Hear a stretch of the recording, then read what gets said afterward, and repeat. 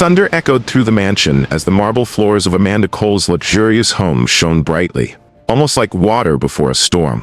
Then a poor driver kissed the billionaire's daughter.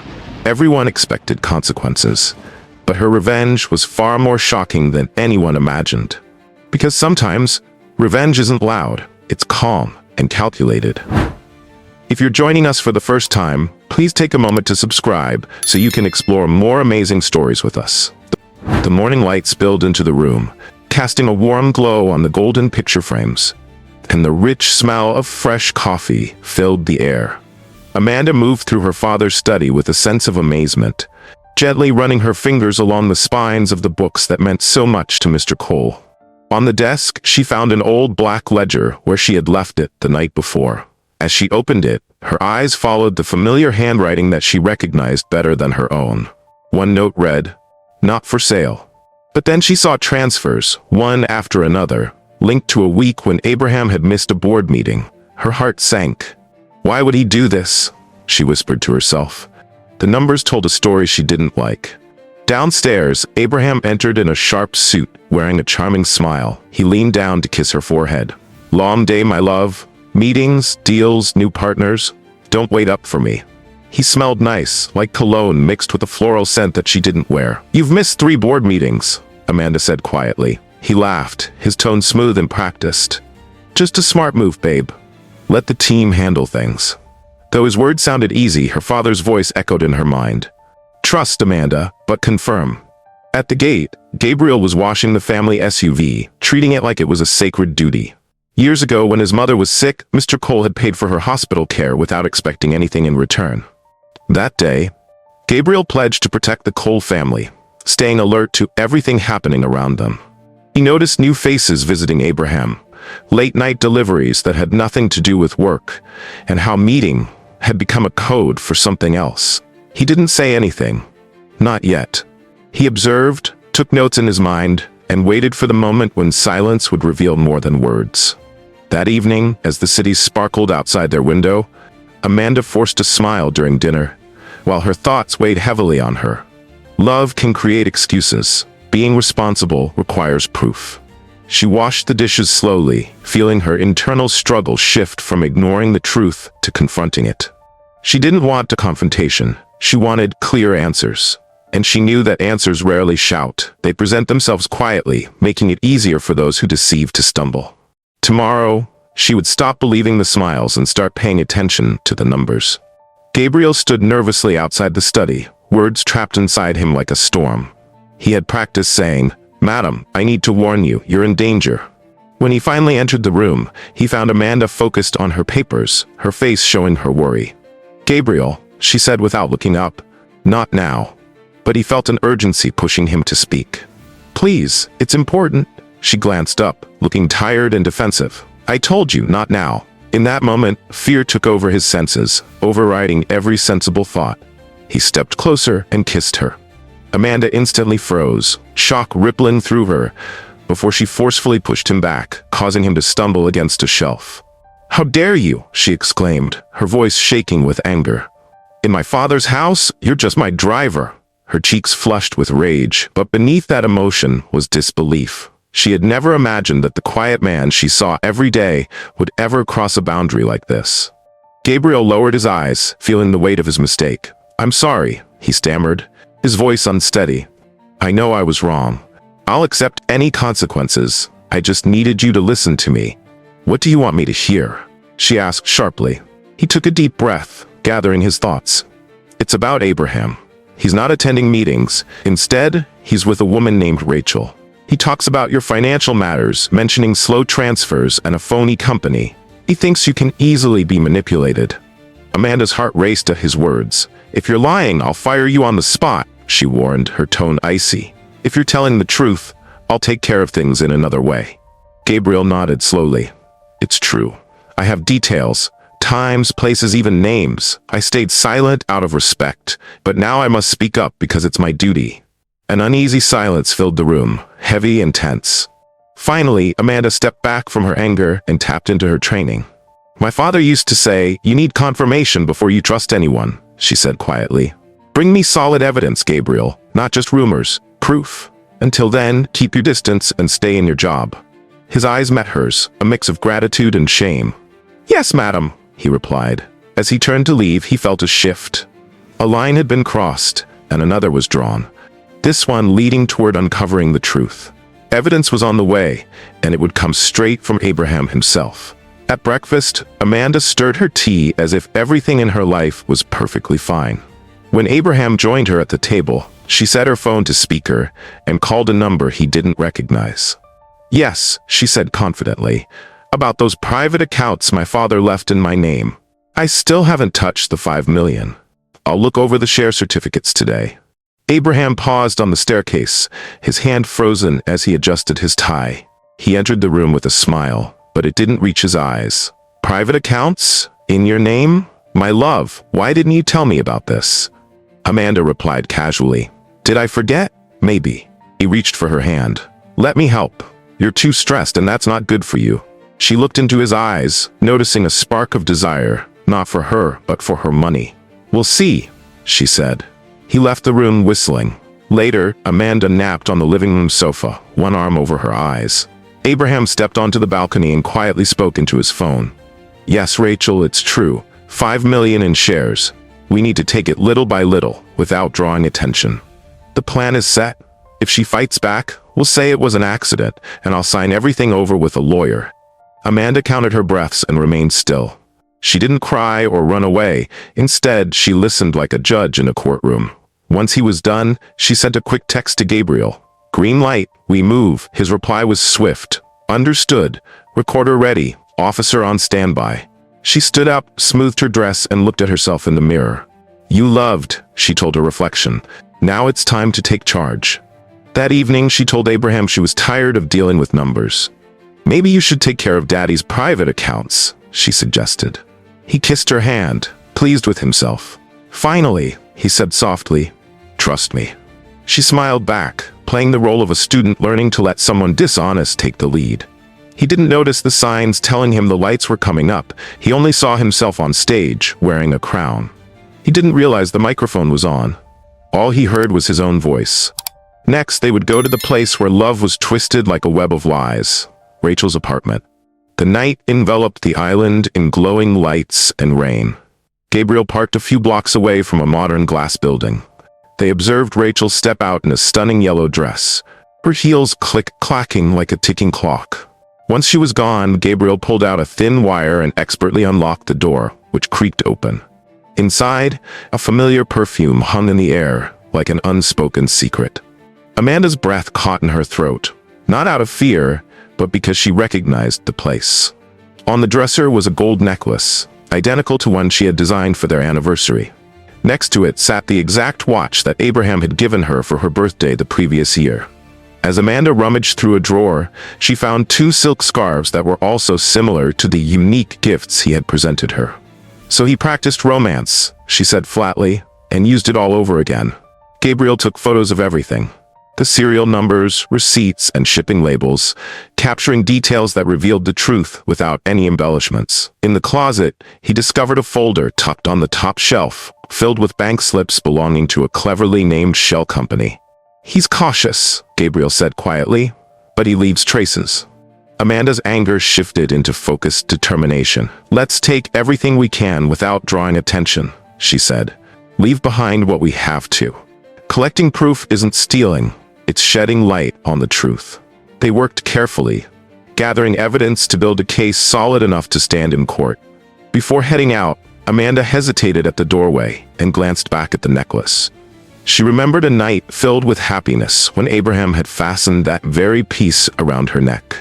In that room, what had once been joy now felt counterfeit.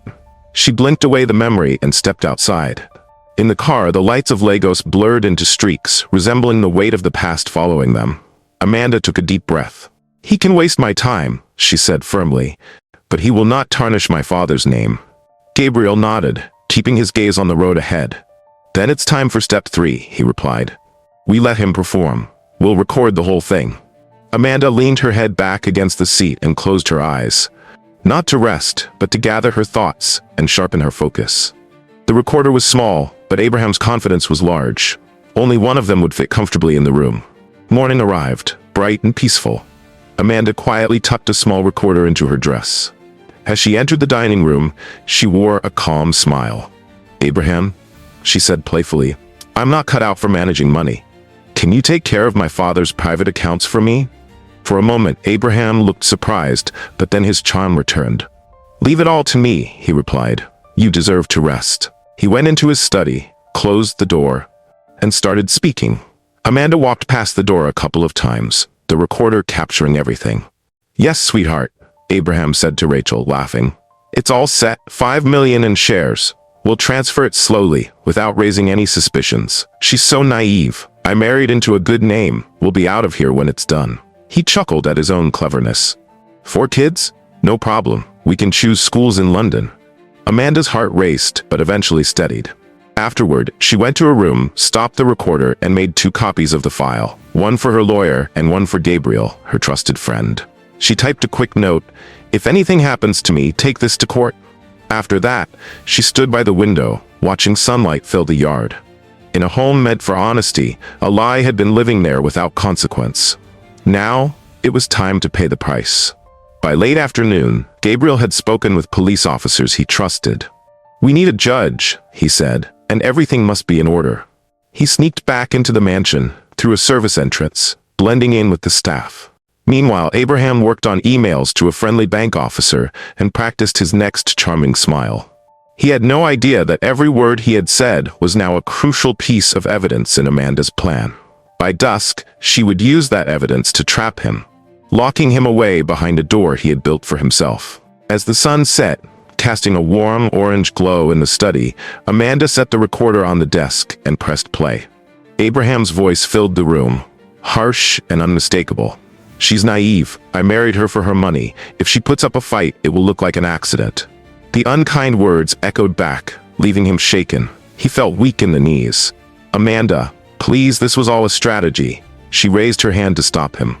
"Enough. You told another woman that you married me for my money. You planned to take everything I have. You even spoke of my death as if it were an accident. What part of that should I overlook?" He reached for the phone, but as the front door swung open, police officers entered the room, calm and composed. Gabriel stood behind them, quiet but strong. "Mr. Abraham," the lead officer announced, "you are under arrest for fraud, theft, and conspiracy to commit murder." Abraham lunged at the officers, but Gabriel moved quickly, stopping him in his tracks. Papers flew through the air like startled birds. "Amanda, please," Abraham begged as the handcuffs clicked around his wrists. "Think about our love." She shook her head. "I am thinking about my father's legacy."